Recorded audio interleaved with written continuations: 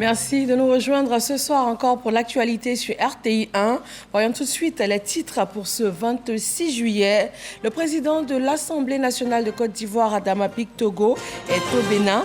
Il prend part à la 8e Assemblée générale biennale du réseau des parlementaires africains contre la corruption. Une rencontre internationale pour plancher sur le rôle des parlementaires dans le combat contre le fléau de la corruption. Coopération ivoiro-burkinabé, le ministre ivoirien Ali Koulibaly est au Burkina Faso. Il est allé porter un message du président Alassane Ouattara au président de la transition du Burkina Faso, Paul-Henri Sandaogo Damiba.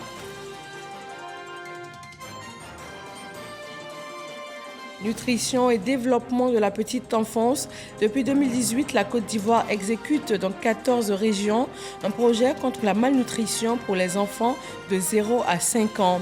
Des foyers de renforcement des activités de nutrition communautaire ont depuis lors vu le jour. La Banque mondiale les a visités. Dans l'actualité sanitaire, la Côte d'Ivoire prend des mesures afin d'éviter l'entrée du virus de Marburg sur son territoire. Cette fièvre hémorragique qui a déjà fait 2 morts au Ghana voisin. Bienvenue, bonsoir à tous. Le ministre conseiller spécial auprès du président de la République s'est rendu ce mardi au Burkina Faso. Ali Koulibaly est porteur de message du président Alassane Ouattara au président de la transition burkinabé.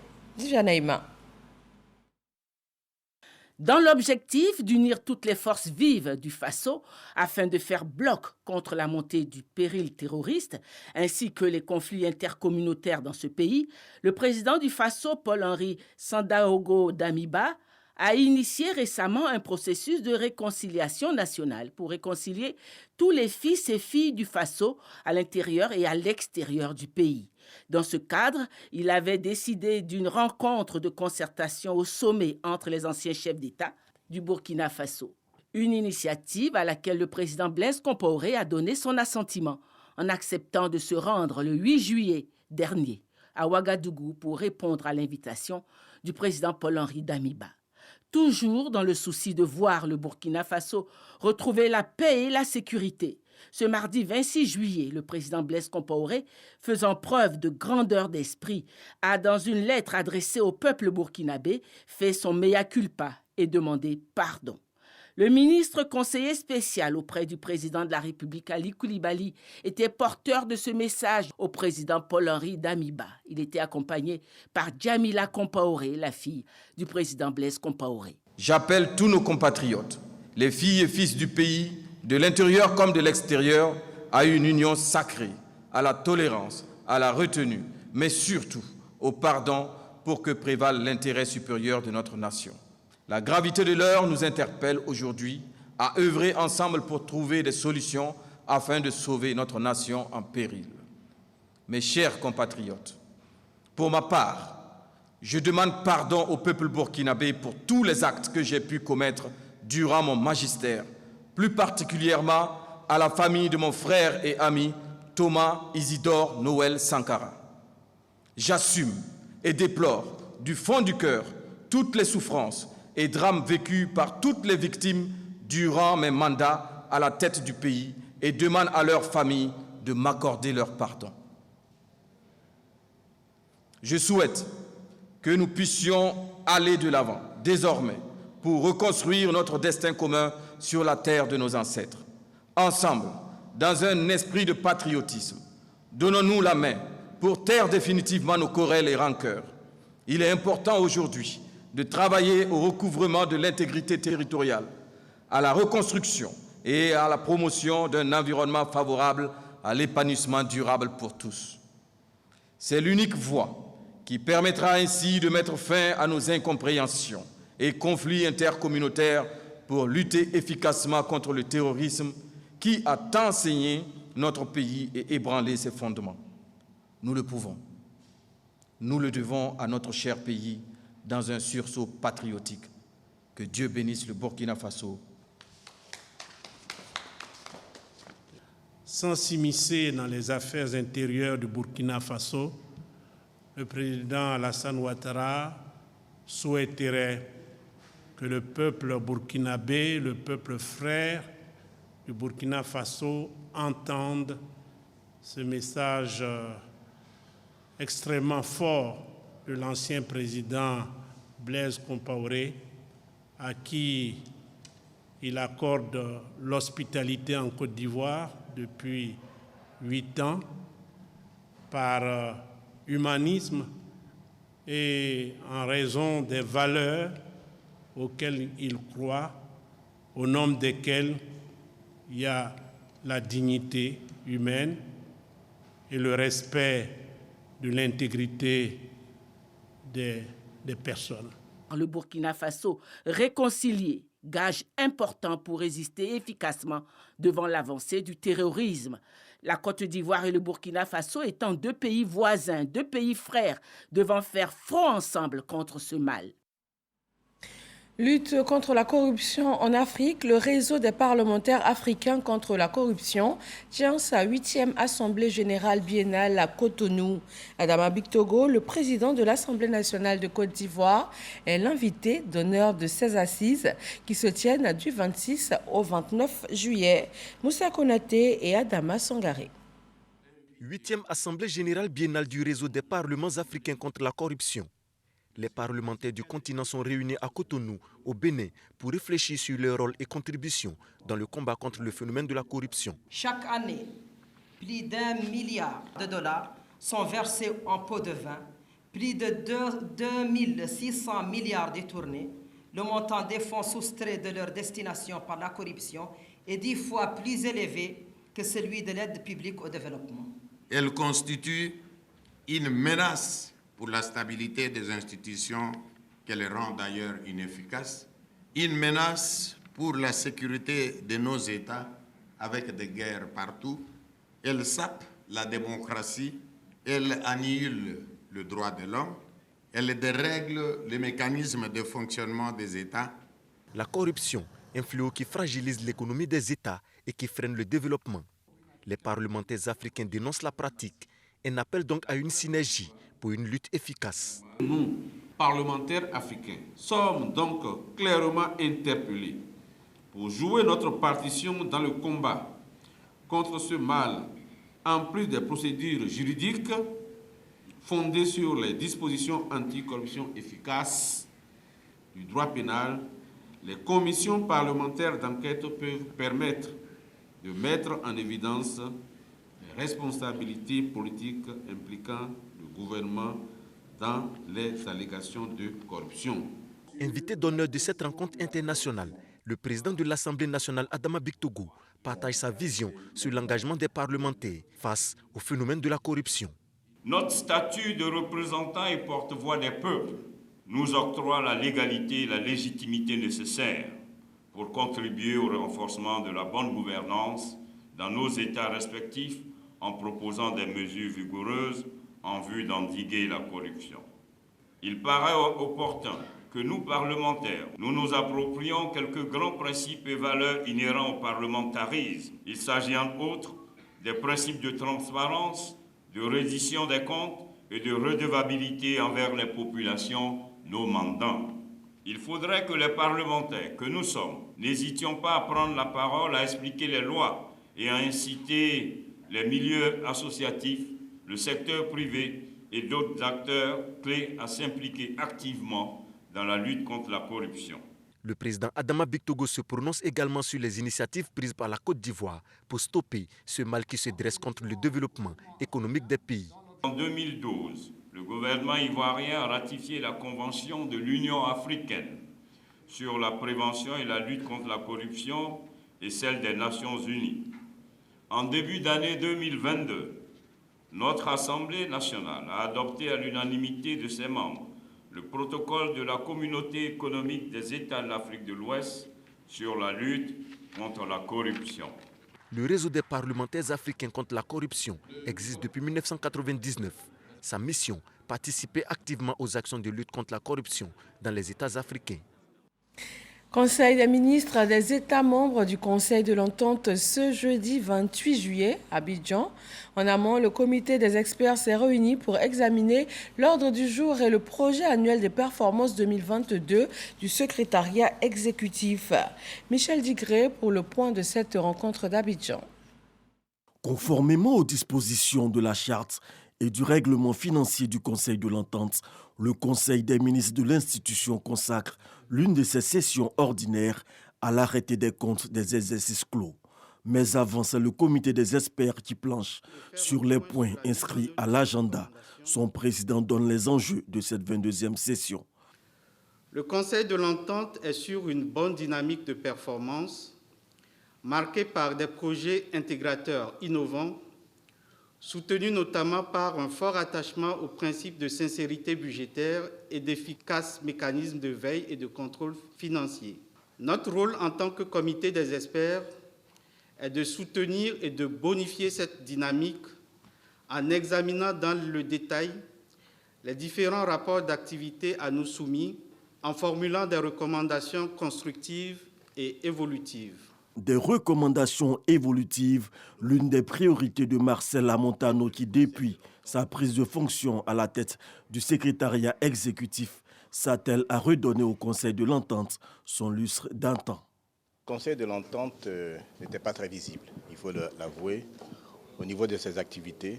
Donc la première chose que nous avons essayé de faire, c'est de communiquer. La nouvelle orientation, c'est de ramener le Conseil de l'Entente à ses fondamentaux premiers.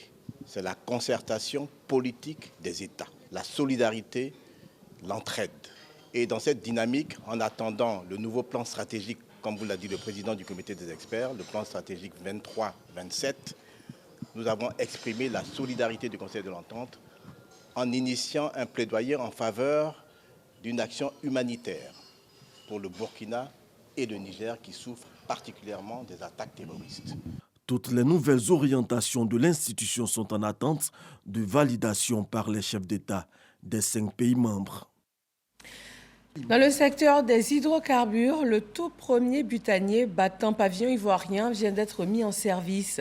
C'est un navire qui peut transporter jusqu'à 22 000 tonnes de gaz de pétrole liquéfié. Tout risque de rupture dans l'approvisionnement des ménages ivoiriens en gaz butane est désormais écarté. Lancine Bakaeko. Ce navire-citerne dédié exclusivement aux importations de gaz butane en Côte d'Ivoire est le fruit d'un partenariat entre la Société nationale d'opération pétrolière et le groupe privé nigérien Sahara.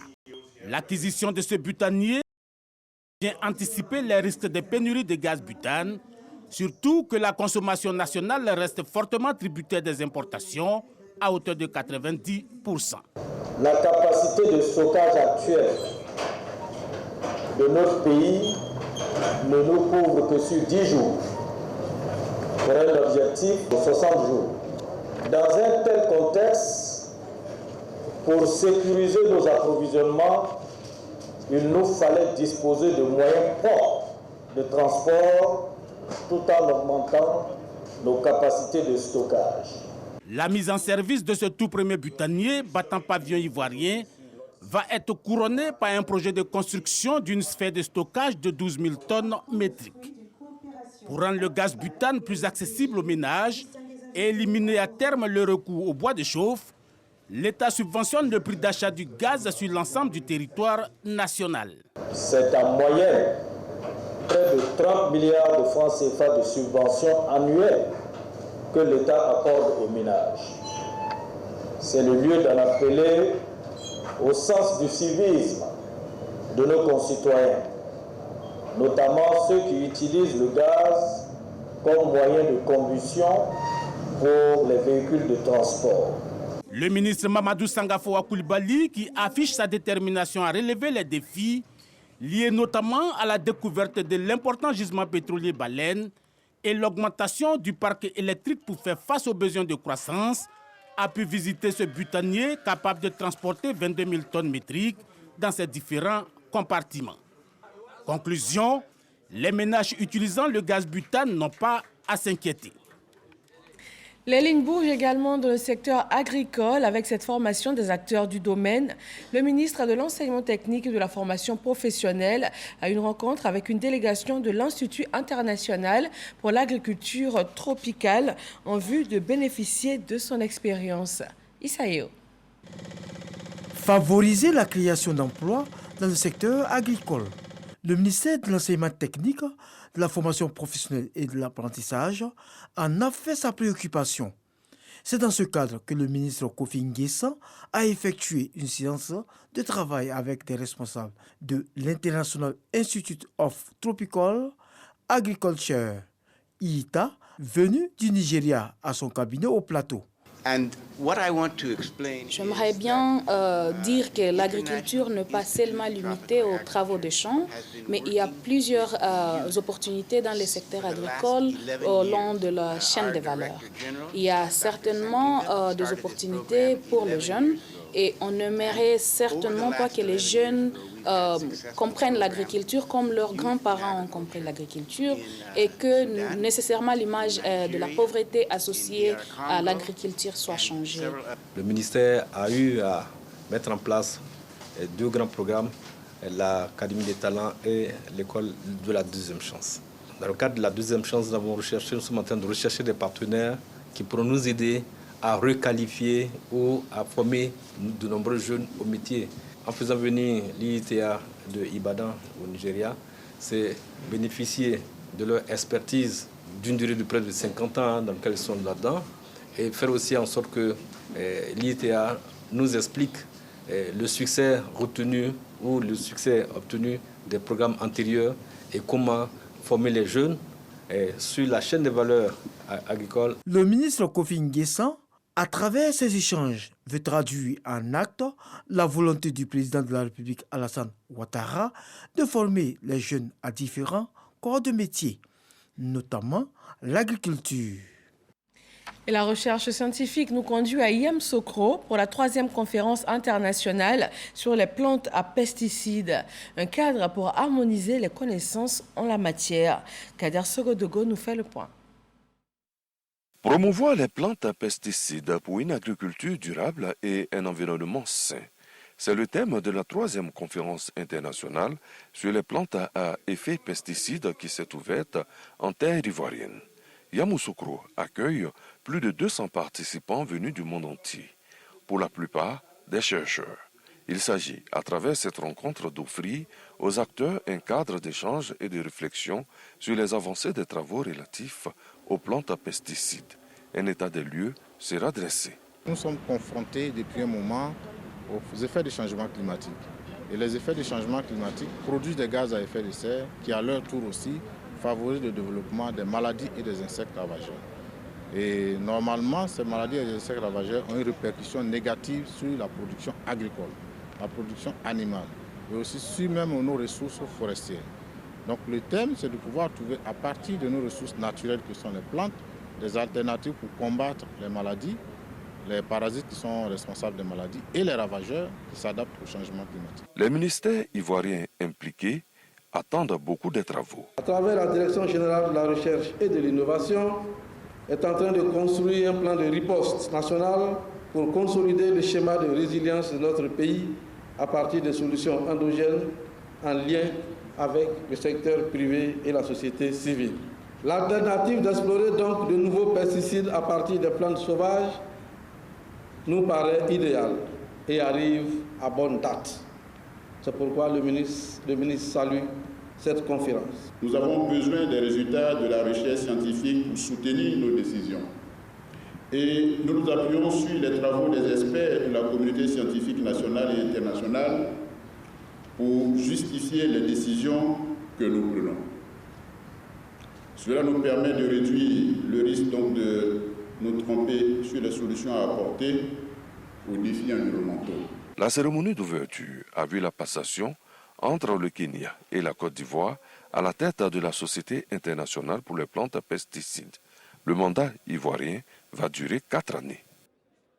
Sur la scène politique, la commission électorale indépendante informe les organisations de la société civile, les organismes nationaux et internationaux désireux de participer à l'observation des élections partielles, sénatoriales et législatives prévues le 3 septembre 2022 que le dossier d'accréditation à fournir comprend les pièces suivantes. Un formulaire de candidature à télécharger sur le www.cei.ci, une copie du récépissé de dépôt de déclaration ou de la publication au journal officiel, le rapport de la dernière campagne d'observation pour les anciennes organisations, une copie des statuts et du règlement intérieur pour les nouvelles organisations, un rapport de formation ou tout autre document justificatif du renforcement des capacités des agents, une photocopie de la CNI du représentant légal, une photocopie en couleur de chaque agent observateur, une photographie en couleur de chaque agent observateur au format 3,5 cm x 4,5 cm. Le dossier d'accréditation complet est à déposer au siège de la CEI, 6 à Abidjan, Cocody, les 2 plateaux, Carrefour Duncan, au plus tard le 15 août 2022. Et on reste avec la CEI qui forme et informe les jeunes auditeurs de la Fondation Friedrich Herbert. Le fonctionnement de la commission, les processus électoraux, les acteurs intervenants, voilà entre autres questions que ces apprenants ont posées à la CEI. Sidonie Davila. Les futurs leaders à la rencontre de l'organe en charge des élections en Côte d'Ivoire. Ces jeunes issus de partis politiques, de syndicats et de la société civile sont des auditeurs de la Fondation Friedrich Herbert Stimfund, animés par le désir d'apprendre et de mieux connaître la CEI. Dans son organisation comme dans ses attributions, son fonctionnement et sa composition, l'institution est passée au peigne fin afin de permettre à ses leaders de demain de mieux cerner la question électorale. Les membres de la CEI, dès qu'ils sont nommés, ils vont devant le Conseil constitutionnel de Côte d'Ivoire pour prêter serment, pour jurer devant la Constitution qu'ils vont respecter la Constitution, ils vont respecter le code électoral, ils vont respecter la loi sur la CEI, ils vont respecter tous les textes qui organisent chacune des élections en Côte d'Ivoire. Par ce serment, le lien entre celui qui les a envoyés et la mission qu'ils vont accomplir est rompu. Si les responsables de la CEI se réjouissent de l'intérêt porté sur l'institution, les jeunes sont plus que satisfaits de cette formation. Il nous revient après cet échange, qui est de qualité d'ailleurs, de démontrer notre exemplarité en reconsidérant notre discours vis-à-vis de la CEI, afin que par cette exemplarité, nos communautés, qu'elles soient civiles ou politiques, soient véritablement impactées. De plus en plus, les jeunes s'intéressent à la matière électorale, tout comme les auditeurs de la fondation allemande. La Fédération ivoirienne des droits de la jeunesse, FIDJ, a aussi bénéficié de cette formation. La CEI veut pouvoir compter sur ces jeunes comme des relais pour les accompagner dans leur programme de sensibilisation des populations à la matière électorale. Parlons nutrition et développement de la petite enfance. Depuis 2018, la Côte d'Ivoire exécute dans 14 régions un projet contre la malnutrition pour les enfants de 0 à 5 ans. Des foyers de renforcement des activités de nutrition et également des foyers communautaires ont vu le jour. C'est un modèle qui marche. Il est appuyé par la Banque mondiale. Voyons cela dans le dossier EcoPlus signé ce soir Eugène Atoubé.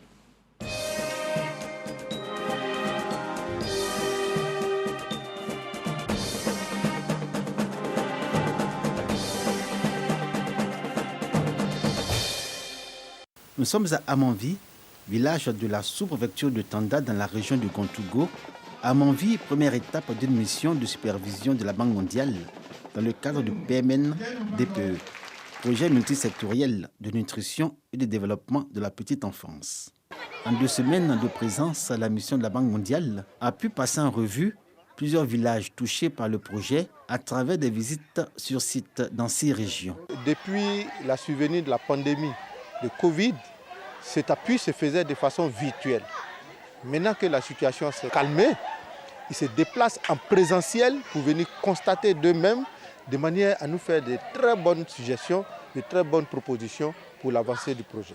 Les activités exécutées ont pour finalité assurer une bonne nutrition aux enfants, autant que leur développement psychomoteur et cognitif. Les enfants de 0 à 5 ans, les femmes enceintes, les femmes allaitantes et en âge de procréer, cible du projet, bénéficient des activités du FRAN, foyer de renforcement des activités de nutrition communautaire.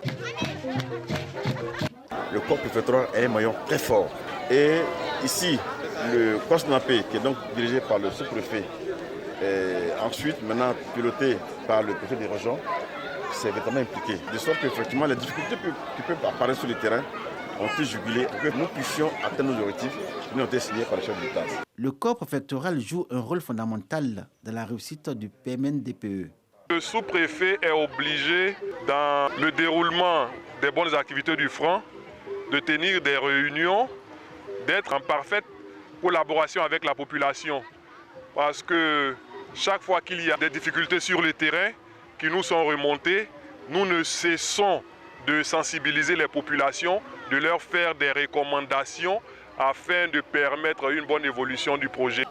Le COSNAPE, au sein duquel se trouvent divers points focaux, au nom de la multisectorialité et dirigé par le sous-préfet, a réussi par la sensibilisation à convaincre les communautés villageoises à adhérer au projet et se l'approprier. Nous sommes engagés à sensibiliser les populations pour qu'elles sachent que le projet est leur affaire, parce que porte sur les enfants qui sont les leurs et que leur santé, leur développement leur incombe.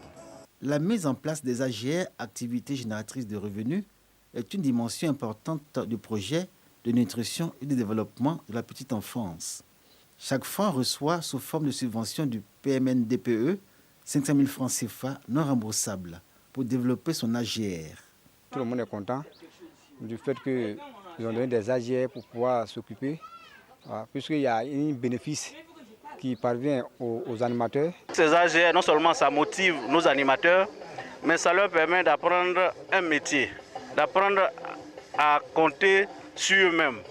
À la longue, si nos bailleurs se retirent, je pense qu'avec un financement, ces animateurs peuvent tenir correctement ces francs. Dans tous les villages touchés par le PMN-DPE, le concept franc est une réalité. Admirable l'enthousiasme des communautés, notamment les animateurs qui exécutent avec beaucoup de conscience les activités au sein des francs. Leur seul soutien financier, les bénéfices perçus de leurs AGR respectives, des efforts devant lesquels les membres de la mission sont tombés d'admiration dans un contexte d'engagement participatif des communautés pour le bien-être des enfants. Cet espace des enfants, c'est magnifique. Voir les enfants développer physiquement et cognitif, émotionnel, tout le futur était magnifique pour cet enfant parce que c'est effort. On ne peut pas proposer les mêmes jeux à tous les enfants. Donc il faut catégoriser les jeux et diversifier les jeux. Je pense qu'on pourra atteindre les objectifs de développement de ces enfants. C'est en 2020 que ces espaces dédiés aux activités de nutrition et de développement de la petite enfance ont été mis en place.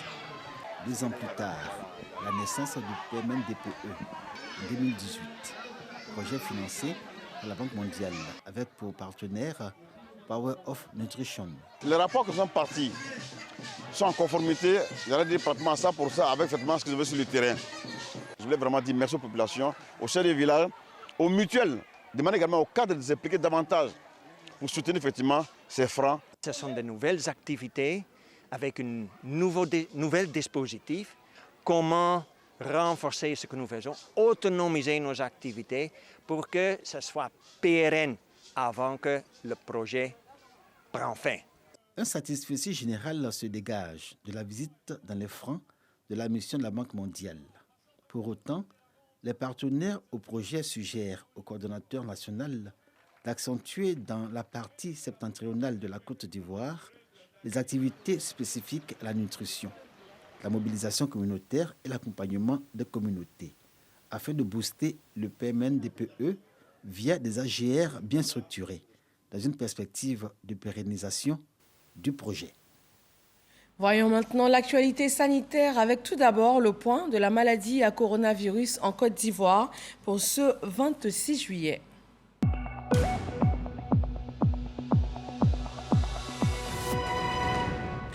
Le pays compte 57 nouveaux cas de Covid-19 sur 957 échantillons prélevés, 52 guéris et 0 décès. Un total de 17 034 907 doses de vaccins ont été administrées du 1er mars 2021 au 25 juillet 2022. Un autre virus qui fait parler de lui, le virus de Marburg, avec 2 victimes au Ghana voisin. En Côte d'Ivoire, aucune victime de cette fièvre hémorragique, mais l'Institut national d'hygiène publique est dans une phase de prévention. Les gestes et mesures à adopter ont été donnés aujourd'hui par le professeur Beignet Joseph. Patricia Omouetia. 2 cas de la maladie à virus Marburg, une fièvre presque aussi meurtrière qu'Ebola, ont été enregistrés au Ghana début juillet. Depuis la date du 17 juillet 2022, le Ghana, qui est un pays voisin, un pays frère, a déclaré une épidémie de la maladie à virus Marburg. L'épidémie est survenue dans un endroit qui est au niveau de la frontière entre la Côte d'Ivoire et le Ghana, au niveau du nord-est de la Côte d'Ivoire. Les zones à risque sont Bondoukou, Téini, Doropo et Bouna.